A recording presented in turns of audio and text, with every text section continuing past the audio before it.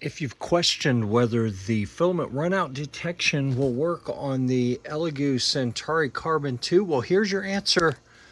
I ran out of the white filament on this spool right here partway through this print, and you can see I was purging. So as it does this orange or red here, I was purging it into the fill just so less filament was wasted. That's why it looks so sick, like, you know, we have duck rain here. But I've run out of white. I'm actually not sure if I have any more white.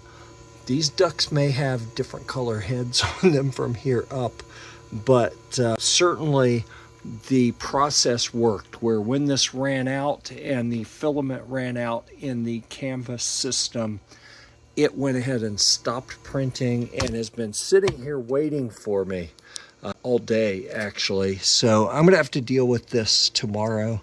So I just got home. I'm going to bed, but there you go. There's your answer. When your filament runs out, it will stop if you have it set appropriately in the software adjustments on the Elegoo Centauri Carbon 2. Like, subscribe, and follow so you don't miss any of our Maker Channel nonsense.